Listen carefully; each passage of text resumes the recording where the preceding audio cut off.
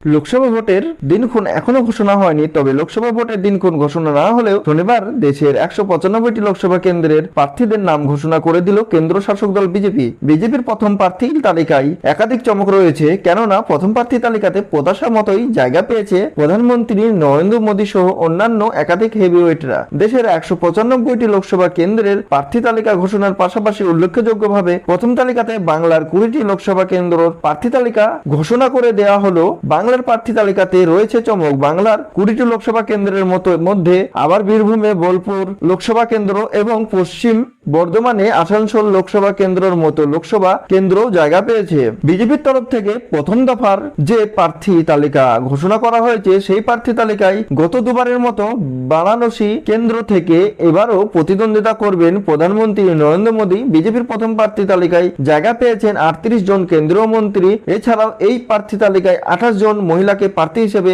ঘোষণা করলো বিজেপি। অন্যদিকে পশ্চিমবঙ্গে যেখানে অধিকাংশ সময় রাজ্যের শাসক দল তৃণমূলকে আগাম প্রার্থী ঘোষণা করতে দেখা যায়, সেই জায়গায় বিজেপি 42টি আসনের মধ্যে 20টি আসনের প্রার্থী তালিকা ঘোষণা করে দিল তাদের আগেই। পশ্চিমবঙ্গের যে 20টি লোকসভা কেন্দ্রের প্রার্থীদের নাম বিজেপির তরফ থেকে ঘোষণা করা হলো, তাতে দেখা যাচ্ছে কোচবিহার থেকে প্রতিদ্বন্দ্বিতা করবেন নীতিশ প্রামাণিক, আলিপুরদুয়ার থেকে মনোজ টিক্কা, বালুরঘাট থেকে সুকান্ত মজুমদার, মালদা উত্তরের প্রার্থী খোকেন মুর্মু, মালদা দক্ষিণের প্রার্থী সুরূপা মিত্র চৌধুরী, বহরমপুরের প্রার্থী নির্মল কুমার সাহা, মুর্শিদাবাদের প্রার্থী গৌরীশঙ্কর ঘোষ, রানাঘাটের প্রার্থী জগন্নাথ সরকার, বনগার প্রার্থী শান্তনু ঠাকুর, জয়নগরের প্রার্থী অশোক কান্ডারি, যাদবপুরের প্রার্থী অনিবান্য গাঙ্গুলি, হাওড়ার প্রার্থী রথীন চক্রবর্তী, হুগলির প্রার্থী লকেট চট্টোপাধ্যায়, কাথের প্রার্থী সৌমেন্দ্র অধিকারী, ঘাটালের প্রার্থী হিরণময় চট্টোপাধ্যায়, পুরুলিয়ার প্রার্থী জ্যোতিময় সিং মাহাত্ম, বাঁকুড়ার প্রার্থী সুভাষ সরকার, বিষ্ণুপুরের প্রার্থী সৌমিত্র খা, আসানসোলের প্রার্থী পবন সিং এবং বোলপুরের প্রার্থী প্রিয় সাহা। তো বন্ধুরা, এবার বাংলা কার্যকলে বিজেপি না টিএমসি, আপনার মতামত জানাতে ভুলবেন না কিন্তু। আর হ্যাঁ, আপনি